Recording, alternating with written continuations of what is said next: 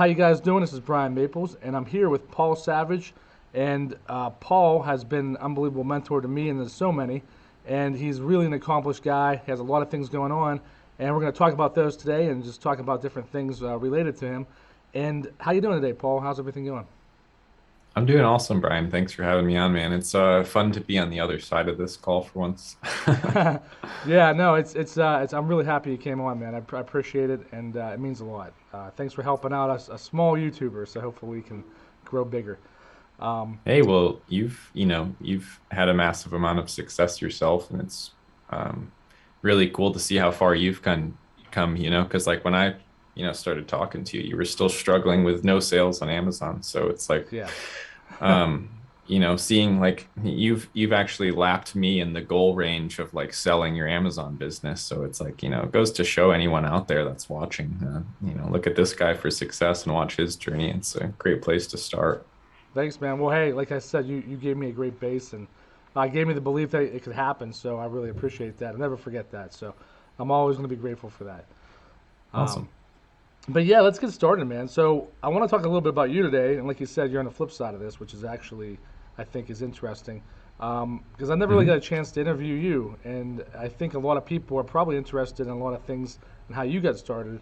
And you're always, Yeah. seems like you're interviewing other people. So can you tell us a little bit how you got started? And you're originally from Connecticut, I understand. And just tell us a little bit about your path. Yeah, so I had always kind of known that I didn't want a traditional job and a traditional college route. However, that shouldn't be taken as like I didn't want to work hard because I got my first job at 15 and I was like working like I think 35, 40 hours a week, like under 16 years old, like for cash. And then like as soon as I turned Right. 16, I was working there and then I started working at Staples, same thing, 30 plus hours a week. And then like I went to like now then I at one point I got two jobs and like I always had been like taught like you really need to work if you want something. And like at that time, saved up for my own first car and like, so we're going way back because I Yeah. started really young. Like I was a teenager when I started entrepreneurship. So we got to start somewhere. And like that's where it started.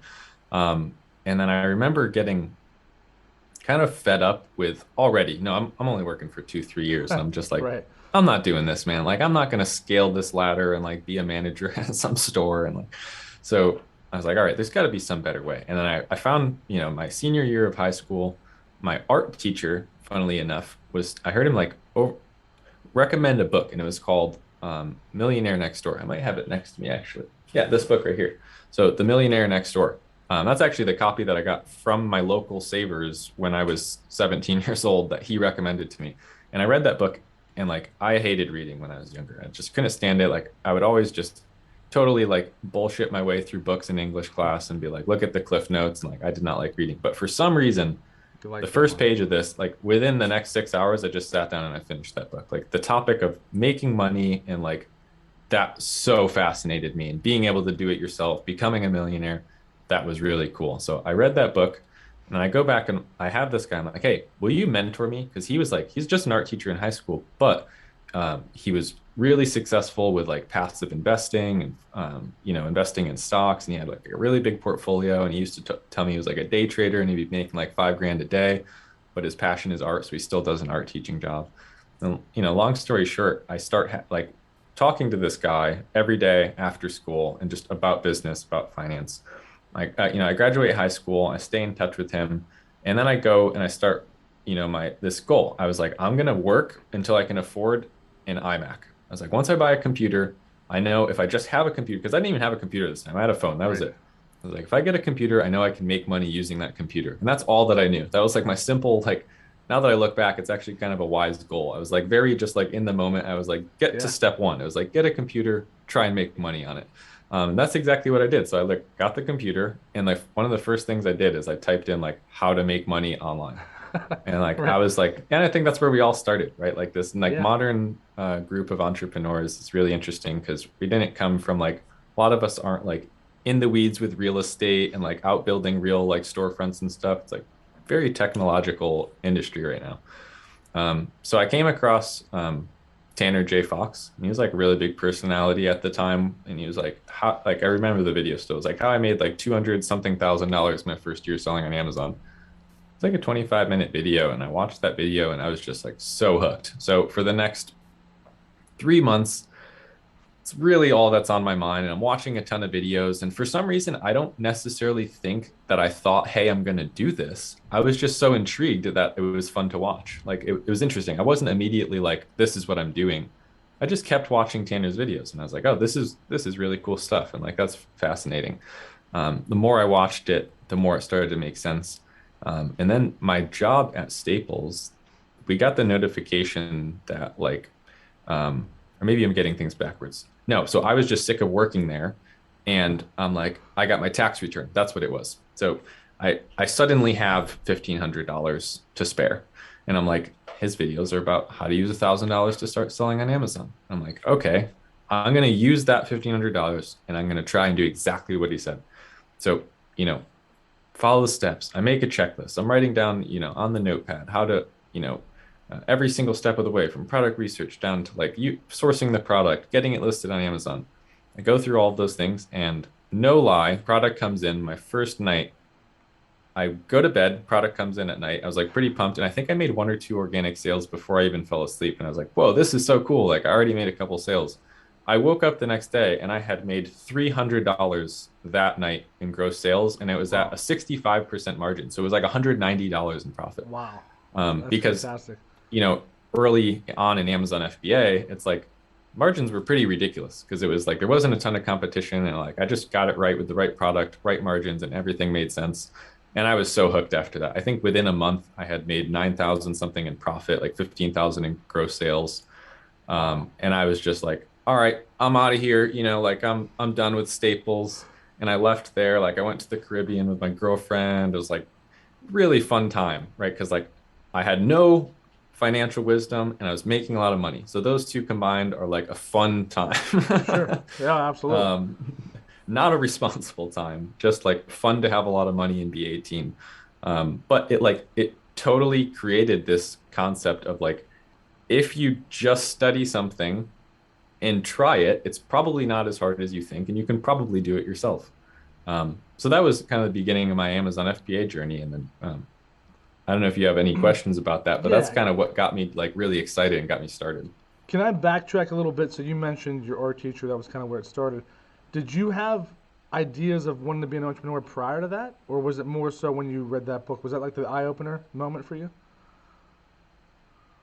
when you read the Yeah, Millionaire I book? didn't. I actually thought I wanted to kind of be like a musician or something like that. Like I just didn't. I just knew it wasn't typical. I really like playing guitar, and I was like, oh, maybe that'll be what I do. And like I know I probably won't make a lot of money, but I might be able to do that. And I always knew it was something other, but I don't even know if I like identified with the term entrepreneur or even knew what that was at the time. Sure. Like I said, I was really just like a kind of an ignorant high schooler that like knew he didn't want to go to college. I don't know that I knew I was going to be very successful at all. I think I probably thought I wasn't going to make very much money and I was going to kind of play guitar and live a normal life. You basically didn't realize. It sounds like you didn't want to do the 9 to 5, but you didn't quite That's know all that I what you knew. were gonna do. Other than Yeah, that, I that's all see. that I knew. I was just like, I knew for sure I'm not going to college and I'm not going to like work a 9 to 5. But anything after that, it's like, I don't know what I thought I was going to do because those are like pretty much the only options for most people.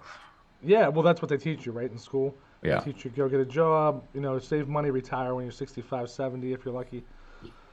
So that's awesome, man. So you kind of found that out at a young age. That's really great because a lot of people like myself didn't figure that out till later.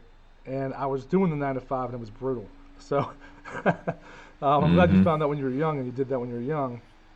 And so then you said you went on to do Tanner J. Fox. Is he still doing videos? Does he still do Amazon?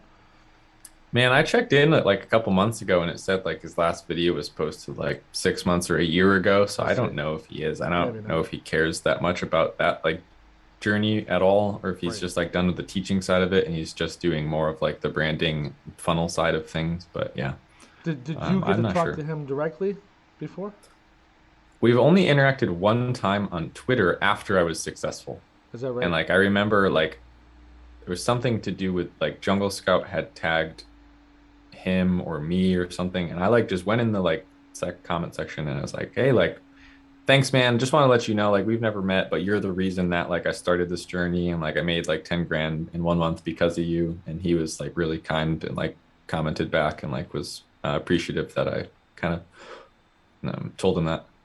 That's awesome, man. So when you followed him, when you were doing that, did you have any reservations about? Did you think this is a scam? It doesn't sound like you had any reservations about putting down your tax. No, Like you didn't think about no, that at all, right? I was like young, dumb, and broke and like all in. I Right. just was like, this makes sense to me. Like he explained it in a way where I was like, oh, like you source it for this much, you sell it for this much. Ships it to the customer. Like obviously I knew what Amazon was. I was like, yeah, it's not a scam. Like the business model is very clear here. So like I Right. intuitively I got what was going on and I was like, oh, I could definitely do that. Yeah, I didn't think it was a scam at all. I just jumped right into it. So now, and just to jump ahead, you're currently doing. You have a university, and I know we'll get through that in a moment. But do you have people kind of ever ask you, or they're suspicious and they think it's a scam, even today, even though you've proved that it wasn't, and so many other people have proved that it's not a scam? Honestly, I mean, people might think it, but I don't interact with people that like don't progress me towards my goals, if that makes Right. sense. I don't know. I'm not a big like comments reader and I Yeah. kind of don't worry about that stuff. It comes up a lot and like people talk about that a lot, but I don't know. I'm sure they do, but I don't care either way. Well, it's funny because I think it has a lot to do with mindset. I remember specifically when I was in your Facebook group when I was starting out, and somebody kept saying stuff like that, and I kept saying, you're full of crap. Like I know it's possible." And I remember saying Mhm. this to him very specifically, and I told him multiple times. I said, "You're legit," and then I ended up blowing up later, like after that, and I was just so happy to just make that guy like eat his words. You know what I mean? So it's Yeah, definitely possible.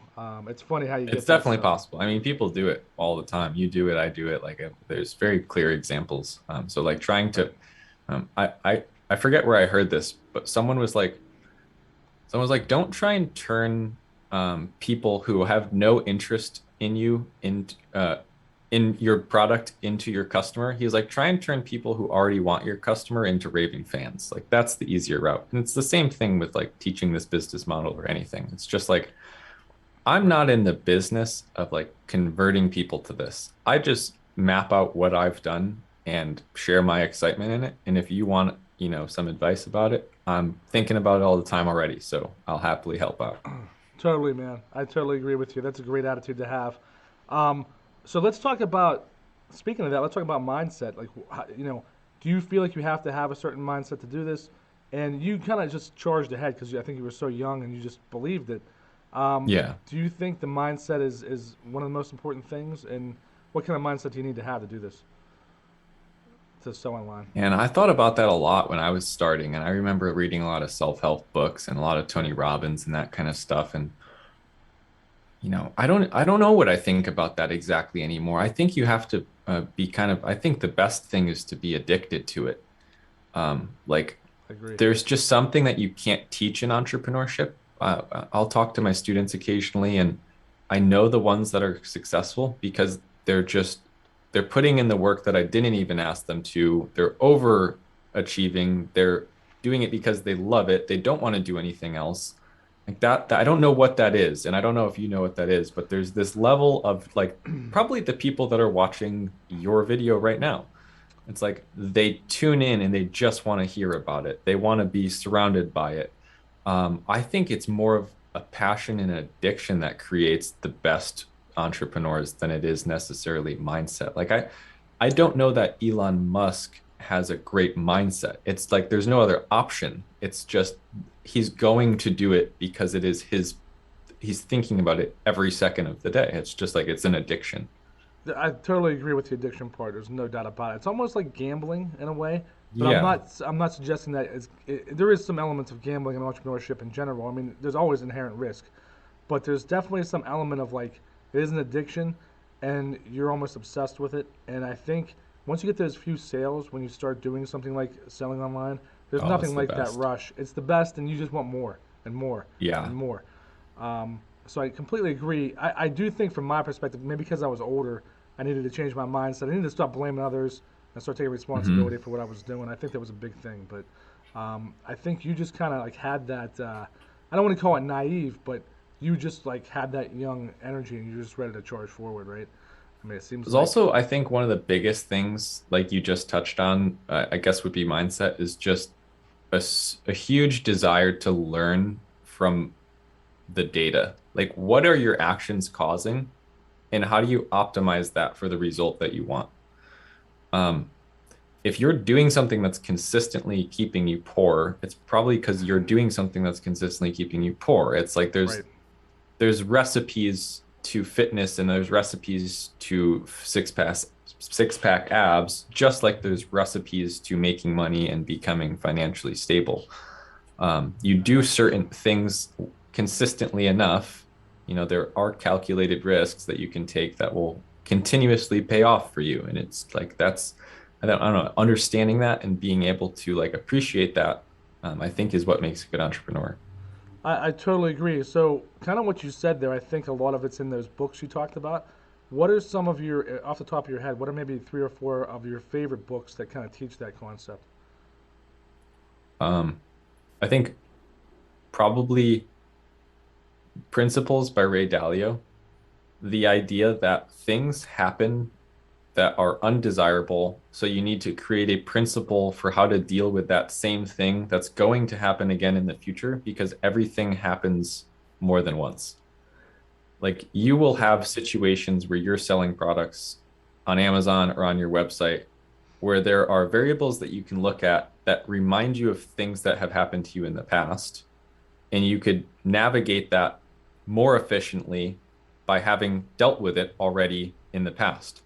But if you never learn from those old mistakes, you just keep spiraling, right? There's never an upward spiral. It's just like a horizontal spiral. It's like you keep failing and you keep doing and you keep failing and you keep doing. There should be something that's propelling it upwards so that you're failing less and less. The second book would be Managing Oneself by Peter Drucker, which is a very short book that everyone here has no excuse not to read. I actually think I have it right You need to here. start writing this down, Paul. This is good stuff, man. It's this big. It's pathetic if you can't finish this. I mean, it's the size of my hand. It's like it's a little field manual. Um, this is what really got me to sit down and figure out who I am and how I operate and how I can be more effective and more efficient as an entrepreneur. Um, the idea that, you know, entrepreneurs are born, not raised, or whatever that saying is I think half true. I agree. Um, I agree. I think there are elements of it that you can learn, but there are elements deeply rooted in who you are and how you behave that are going to make you better suited to be an entrepreneur. That book goes into what you should do with your life based on your personality. And it's going to tell you really quickly whether it's worth going down the path you're doing, or whether you should actually run a business, or whether you should just continuously invest in business. Like it's a great book for getting very good clarity about what you should do. Awesome. Any other recommendations book wise? I know you've read a ton, but maybe one more good one?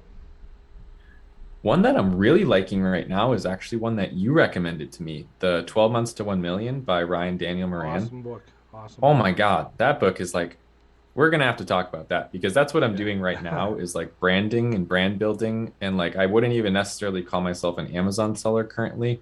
I'm much more of like a brand builder. Right. Oh my God, dude, that book is so, so good. Anyone that's has any interest in starting a physical product business needs to read that book. It's so good. Yeah, and it talks about Amazon too, even as a place to start, and then kind of branching off from there. But before you do that, of course, as you know, it talks about building up a social media following and a presence. And this guy, he's legit. He does what we do, but on Hmm. another level, I think, right? Yeah. Yeah. Yeah. But the biggest things that I learned from that book, like quick summary, would be that you need to identify who your customer is that you're trying to serve so that you can serve them better. Instead of just trying to figure out a product that sells well and trying to sell that product in a slightly better way. Like, who is it that buys your product, and how can you create a line of products that they're going to be loyal to you so that you're not in a Right. price war because the product is all that matters. So if the price is lower, they're going to buy it. Well, you get out of that jam as soon as the value is transferred to you and your brand instead of the product at it by itself. Right. Start with the audience versus starting with the product, right? And Yes. I've talked a little bit about that in my videos where you can start with a product, but then you have to find the audience where that would fit and how to adapt that product to that audience. So I think you can kind of Hmm. reverse it, but definitely it's such a huge epiphany when you realize that you can create a product based off of a certain niche that they would want, but you have to really understand that niche, right? And that group, I think was the important part. So that's probably the overall theme of the book, I would say. I mean, have you ever dealt with this as an Amazon seller? Because I know I have, and most people don't want to talk about this, where like you launch a product successfully and you're like, oh, I did it again. Here we go. And then 3 months later, your profit margin's 10% less or 15% less. I'm there right now. Actually, it's very frustrating. It's like the worst thing that ever happens, right? Because you think you did it, and then what went wrong there, right? So I've pondered that for a long time, and that's why I'm like at one of the most exciting places, but also one of the scariest places in my entrepreneurship journey right now. It's like that happens because the value proposition was tied to the um, product pricing, or the there was no connection to the product other than just the use and the utility or the design of the product. It wasn't like, oh, I'm going to pay 19.99 to Bulletproof Coffee for their coffee because it's bulletproof, it's mold free, and it has MCT oil in it. It's like, okay, even if now a coffee comes out that's mold free and it has MCT oil in it, it's not bulletproof, That's right. right? It's like it's not the first one that did it, and it's not that brand, and it's not the Right. company that's like at the cutting edge of that. Even though it Absolutely. could literally be the same thing and it's $5 cheaper, it no longer matters. So I think that's one of the biggest things that like people are going to face as a hardship on their Amazon journey is avoiding that race to the bottom and pricing in such a competitive atmosphere, right? Amazon, since I've started, has just gotten so incredibly competitive where it's like Yes. I used to be able to put up a product and for a year it would be selling at a beautiful margin. Now it's like the old way of doing it. I've just stopped that entirely because it's like every time you put something up, if you're relying on the product pricing to support your sales, that's always coming down to it. Somewhere where it doesn't even make sense to continue it. That's right. Absolutely. You're absolutely right on. So how would you suggest you get around something like that? I mean, what are you doing to get around that? Now, obviously brand building, but are you trying to customize the product more and make it more specific towards the person? Or are you how I guess where are you starting? I mean, are you starting with the audience? What's your best advice there for a new starter? As Because it's good as different. you can make the product, it's never going to matter because someone can always manufacture the same thing. So you need something that's proprietary to you. You need some kind of research that you did about your audience that only you know. And that comes from grinding. Like there is no shortcut at this part. You need to become an industry expert, look at all of the market data points and figure out exactly who your customer is, what they want, and then go and design that, but take your customer along for the journey while you're designing it. I think one mistake people make is they want to get to market before they have a market to get into. Let me explain what that means. Like there's Yeah. literally a market to get into on Amazon, but no one knows that you're coming to it. Like it would be so foolish for Apple to release an iPhone with no one knowing that a new iPhone was coming out. It's like there's a build up to this, right? They start leaking things to the press. People get excited. There's a buzz. There's a launch date. There's a thing. Everyone shows up. The pre-orders come in, and then boom, there's your launch. It happens. The biggest, best companies in the world are building a massive amount of storyline coming up to any product launch. I don't know a single Amazon seller in the traditional sense that does that. They come up with something and they hope the damn thing sells and they get it in front of people once it's out. Right. How about we do this instead, right? What if we, before we ever create the product, we build the logo that a customer relates to? So, like, I'm at the point now where I just did a PickFu test with 200 customers. If you don't know what PickFu is, it's a surveying company. So you can get opinions of real customers in your marketplace Great about what you're service. doing. Great service. Yeah. So I ran that against 200 people in my niche just to decide which logo I was going with. So we had two logos designed for this new brand. And we paid like $100 just to figure out what customers thought about the logos. And here's the funny part. Me and my business partner were so dead set sure that we knew what the logo that was going to win was. It's It funny. was not even funny. We weren't even considering doing this because we're like, it's so clearly this one. And then we run the test and it was by a long shot the worst one. So I think I said we tested two. We actually tested three. Like 60% of people liked the one that we didn't like at all. The other, 30% of them liked the second best one, and then Right. 10% of people liked the one that we were so sure was going to be right. It's And unbelievable, that's right? just, yeah, it's just to prove that you don't know That's right. what your customer knows or what they feel, especially when we're building brands in fields where we're not necessarily in, industry experts right away. We're usually building brands around like areas where we see problems and entrepreneurs want to help. So sometimes we get in over our head. We don't exactly know what those people, how they behave. So Yeah. I would say the number one thing you can do to avoid that and get around that is start the brand before you start the product. So start building relationships with those customers, right? Make the logo, make it a really high quality logo and make a really high quality brand mission and make your value proposition that you're out to provide value to this marketplace. So then say you're like going to start a tennis brand, right? So you come up with some great tennis brand that's very catchy, people remember it. You come up with a great logo. Then you make that Instagram and start posting content that's valuable to those customers surrounding tennis. And then let them know what you're doing, right? Hey, we're building a revolutionary new tennis practice thing, right? A lot of tennis practice stuff right now is like, oh, you need a buddy to hit it back to you or whatever. We're going to make something that hits it back to you for you. We're going to try and make this available to everyone. What do you guys think about this, right? What are some like main concerns that you have, or how can we make this better? So right away on the ground floor, people are already giving you input and know that you're working on something. Right. That's what we were talking about with the leaks to the press and starting to build up that launch. Start getting some momentum on your goal before you ever do it. You might have people tell you, hey, this is a horrible idea. This thing doesn't even make sense, Right. Right. right? It's Right. like you might save your whole business just from one Instagram post. So that's where I would start.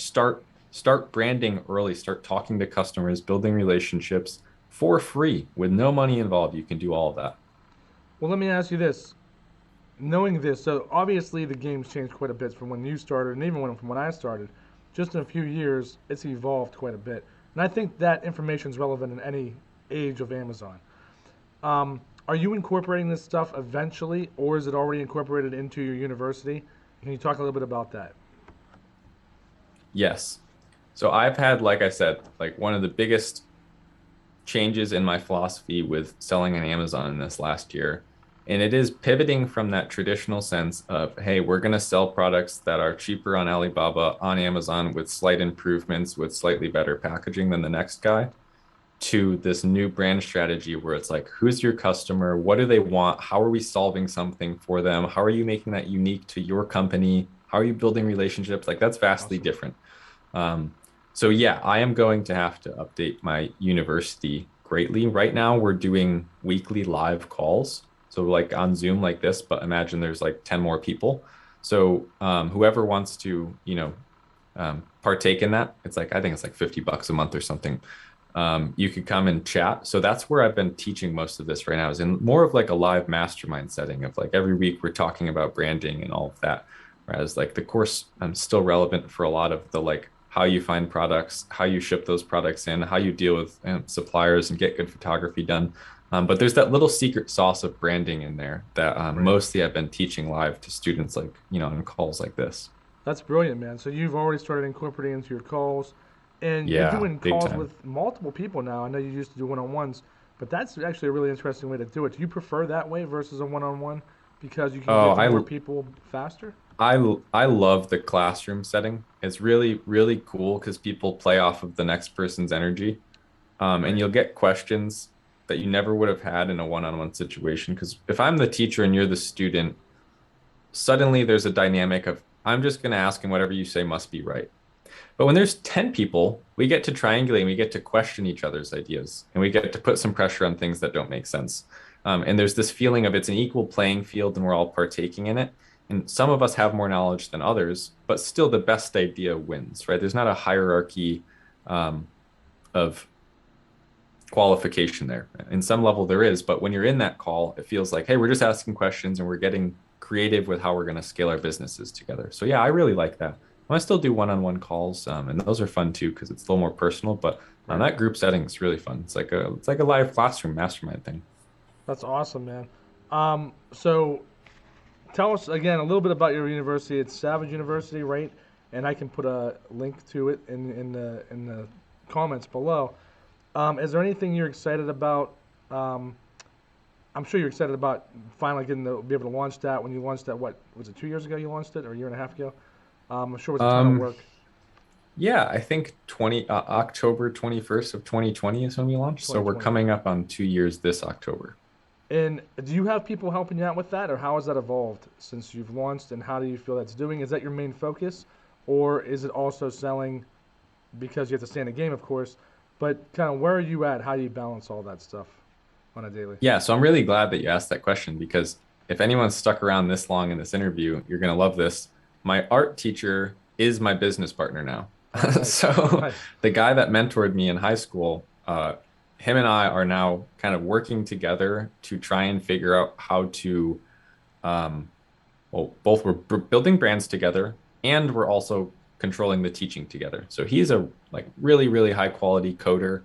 And he knows like the tech side of things, the support side of things, which is great for me because I'm really ignorant in that stuff. So So he just runs the he's a actual coder, interface. Paul. Yeah. And he's an art teacher, a coder, and a business guy. Yeah, a That's jack of amazing all because trades. usually I think of coders, I don't think of as artsy people, and I know I'm stereotyping a bit, but that's just amazing how he does all that different stuff. He sounds like almost like a Renaissance man, sort of. Yeah, he's a funny guy. And Wow. his art is very analytical, if that's a good way of describing it. It's like it's not like impressionist type stuff like what I'm Right. wearing right now, like a rose that's like, oh, you know it's a rose, but it's not. Yeah. It's like he literally will draw a hammer from 1930 and it looks like a photograph. It's like, oh, he's like combining science and art. It's like I'm gonna make the most realistic hammer ever. It's like an Um, engineer doing art. yes. That's Yes, great, he's man. very like engineer minded. And I'm very like big picture, like CEO, like I hate operating, but I love thinking and I love Yes. like creating the like vision for the brand and like Totally. people will be like, I've been thinking about this for 3 months. You came in 10 minutes and just like totally revolutionized the way I'm thinking about this. It's like I don't know if that's a good thing or a bad thing. Like I need my business partner because he like reinforces action. I'm just very like I can see what needs to happen. But like I I think understand that. and again, managing oneself, it's like knowing that you're not a good action taker is a good thing Yeah. because you can partner with someone that's a great action take. That's And right. that's how you build a team, right? Like That's having right. accountability. Absolutely, man. I'm a big picture type of guy too. I don't like to do the little details, but you have to. You have to wear all hats when you start, of course. But if you can eventually pair with somebody or get VAs to do the work, you know. So it's interesting you said that because I'm very much the same. So let me I didn't really answer your question. So that was John, my business partner, helps me with all that. Yeah. But managing everything, um, yeah, that's like the definition of an entrepreneur, right? Like there's not really one thing that I do. It's just like every time I see an opportunity, I try and take advantage of it. And I learned from Tony Robbins like at like 17 when I started reading self-help, it was like make yourself of service to other people. And then like I read Yeah. Elon Musk's biography, and it was like you get paid in direct proportion to the amount of value you add to the marketplace. It's like those two things of like stop figuring out how you can capture value and figure out how you can provide value has always been a huge motivator for me. Like that's what drives me. So through the course and through like 500 free YouTube videos about business, like all of those things, a lot of the best things that I have to account for what I've done so far have come from moments of selflessness and like figuring out how to help. So I don't know where, this ties in so beautifully. And it's like, I hate the term Amazon seller like deeply now because it like puts you in a It box does.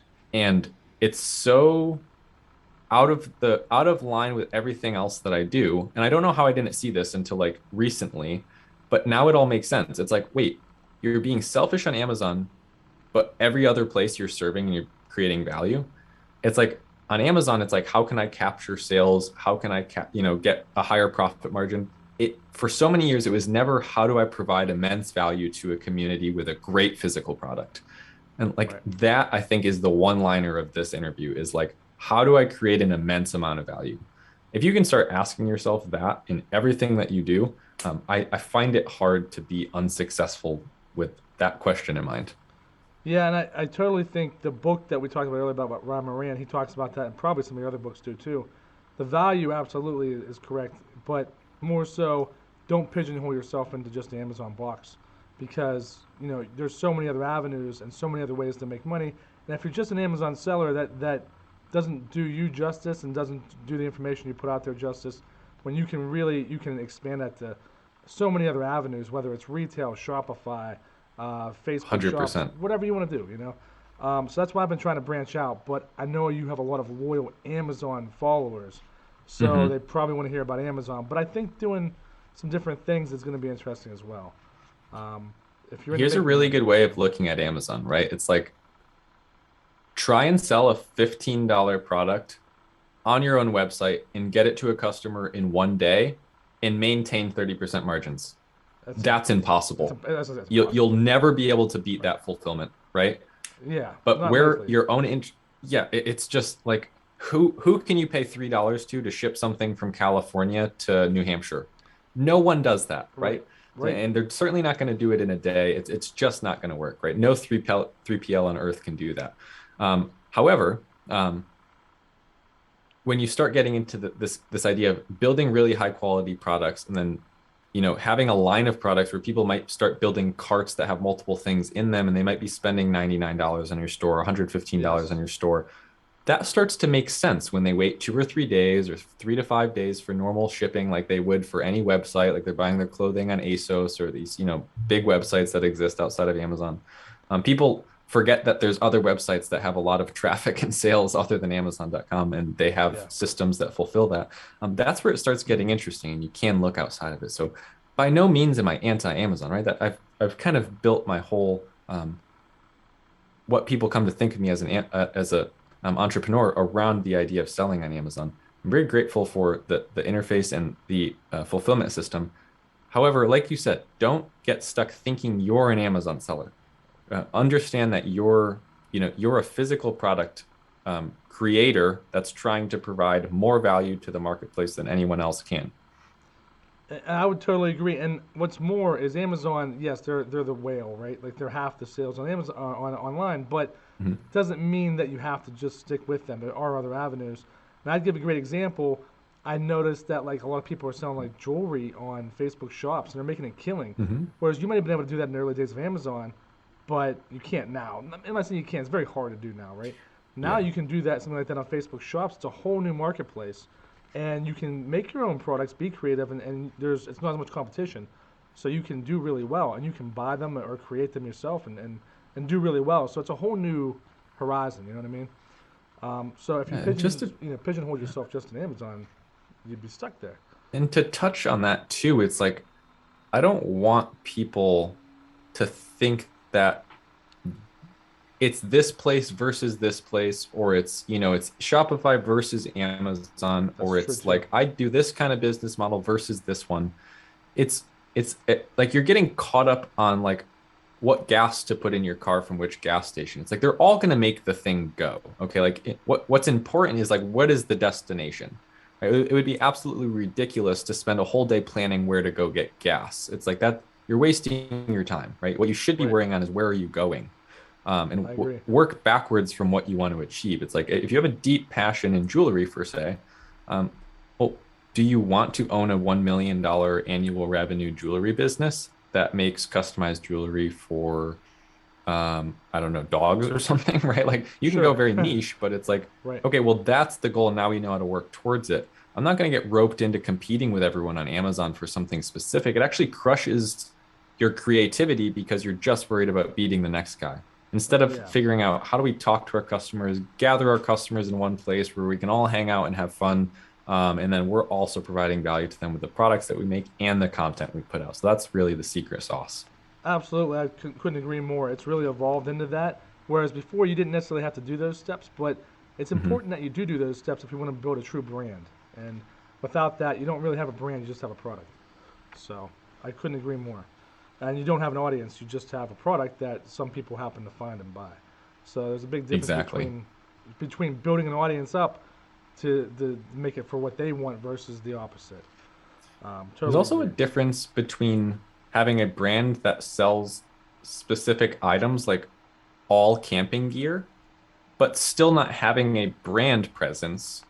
Like just because you only sell camping gear doesn't mean you're a valuable brand.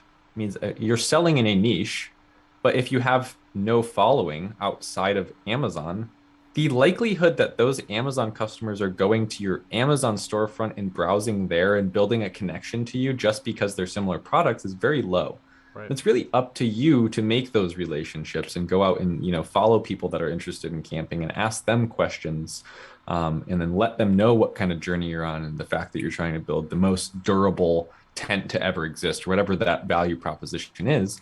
And then they'll come start, coming to you and understanding you and, relying on you and being loyal to your brand. But I wanted to clarify that because oftentimes people think it's like, oh, I'm going to have a general store that sells anything, or my brand just means I sell in a niche. That's not a brand. Yeah, it's not. It's not. Like I said, maybe in the early days you might be able to do something like that. But to truly have a feeling, a brand creates a feeling, right? And it creates a Yes. feeling of something. Hopefully, something positive if you're trying to sell them on it. And there are usually things that differentiate that brand, but it is the branding itself. It's how it makes you feel when you buy it. This is made for me. This is something I can relate to. So yeah, it's a different thing. It's a different way of looking at it completely, versus just building a product. Completely Yeah, agree I with you. like that you said it's a feeling, right? Because it really is like you're excited when a brand releases a new product. Right. So like as a musician, like everyone has their story of what they find exciting. But as a musician, like there's an amp sim company. So like electric guitar amps, like you don't have a physical amp, you just plug into your computer and you could play through any sound. They'll occasionally 2 or 3 times a year release a new like special artist designed one where they collab with an artist design a new amp that sounds like them. And like I'm always interested and like I almost always buy it because I'm connected and I'm excited about what that brand is working on, and I've had past experience with their products and I know they're good and I know what to expect. Right. So when you have that combined where it's like you're excited to stay up to date with the brand and what they're working on, you know what's coming out, you know when to be able to get it, and you have the combined factor that the last thing you got was the coolest thing ever, you're gonna keep buying things from that company. And that's really what it is, right? It's Totally. like we want repeat customers. Without repeat customers, you don't have a brand. You just have kind of transactions. And that's not necessarily easy to do, I don't think. And I don't think I've fully figured out how to do every aspect of that. But we know if you do get that following, it almost seems like you're, without question, you're going to be a success because you can just keep building off of that, launching more products under that brand. And if you keep doing what you promised you would do as far as quality and they have that feeling about that brand, I think you're going to be able to build a multi-million-dollar business, right? I mean, I think at least that's how I feel about it. What do you think I'll about tell that? you how to do it. It's outreach and it's creating a sense of warmth in a very cold internet. Everything is automated. Right. Everything is like, chatbot. Everything, like everyone wants to know the secret to getting 3 more hours off their schedule. It's like call your customers when you have 300 customers every time they order something. Make sure, oh, hey, CEO here. Like, how long would that take you? Really? If Or you sat send them a down for letter, maybe a snail mail yeah, letter, something that's different, yeah, right? something that shows that you care. Like that's all that it takes to build a brand is that Right. you clearly are passionate about their enjoyment of your product. That's what gets people to come back to you. And it's funny you said because I think of Gary V or Vaynerchuk, who I'm not. I mean, I like him. I'm not a monster fan, but he has some good points. And he talks about when he first started out with the alcohol business with his father, how he would go online, he would answer every wine question, he would connect with customers on a personal level. He'd spend hours upon hours doing that, and he really got to know his customers well. And clearly, he grew that business to huge heights. And there you go. I mean, he really put his personal time into it and figured out what people wanted and talked to them. And he made them feel special because he would answer them personally. So I agree. Providing value. Yeah, I mean, you can't necessarily do that on a scalable level, but you can do it at least on a level where people will see that you care. And then even like I said, sending a personal letter or having somebody from your team call, that's an important thing. It can make people feel special, and they're going to want to buy your brand. Absolutely. Yeah, that's a great piece of advice, Paul. Um, so yeah, man, that's awesome. I appreciate it. I don't want to keep you. I know you have other things you need to do. Is there anything you would want to leave people with, aside from what we talked about specifically about brand building and everything you've gone, anything that you would want to give people as far as advice if they want to get into this, and something you want to add maybe personally? Yeah, if you're feeling stuck, if you're like you've tried, a couple business models online, nothing has worked, you've tried making a YouTube channel, it's not growing, like you've everything that people said they had some level of success with, and it seems so easy for them and it's not working. Right, never. Try and look at it in terms of how can I provide value and expect absolutely nothing in return. Like when you drop the expectation that I need to be getting something for this and you truly just focus on how can I improve a problem that someone has right now? Or how can I, this product is garbage, right? Like everyone uses it. There's 20,000 people right now that are searching for it on Amazon, and the thing's just horrible. Right. Like, let me make that improvement that no one's willing to make. And then let me tell people how I'm improving it and ask them how they would improve it. And then reach out to them, have conversations with them, like connect, build relationships, and provide value in any space. I think that advice will take you pretty much where you need to go. Awesome, awesome advice, Paul. And I'd say do what you love, right? Do what you're passionate about. If you can find something, because if you're good and you're passionate about it, you're probably gonna end up making money at it, right? I mean, at least if you like making money, you have to pigeonhole stuff to Amazon. But I think as a passion, if you're passionate about entrepreneurship, you're gonna be successful if you keep trying, right? 100%. I mean, that's what I think we started the call with, like, you need to be addicted. So, like, don't try and Right. force something that you hate. Like, yeah, don't build a brand where you have no interest in it. Like, do something where even if you're slightly interested in it, at least you can get addicted to seeing how quickly you can grow the brand. There needs to be some element of like you're attached to that in some way where it's emotional, you're connected, you're there, you're present. Being disconnected and just working on it like as if it's a day job. I've never seen anyone of my students that have had that attitude succeed. It's always the Right. people that are driven, that are like, I'm gonna do this, I have to do this. I love doing it. It's so fun to do. They're always the people that skyrocket my expectations. Absolutely, man. And I'm definitely one of them. I appreciate that. Yeah, You know. absolutely. So we will leave. I appreciate so much the interview, Paul. Thank you for taking the time out of your day. We will Thank put the you. link to your university down there, and Paul does one-on-one coaching still, I believe. Mhm. Sounds like he does. Of course, he has his course and he has his university, which I definitely would recommend. Anything else you wanted to add to that? Do you have anything else that you're working on right now? Just my brands, man, but that we're gonna keep private, and I'll let you know what they are when I sell them for $10 million. That's awesome, man. And definitely check out his YouTube video. It continues to have great content and great advice. So thank you so much, Paul. You have a wonderful day, man. Thank you for doing this. I appreciate it. All right, thanks so much, Brian. I'll see you next time, buddy. All right, bud. Have a good day. Mhm. Later. Thanks. Bye bye.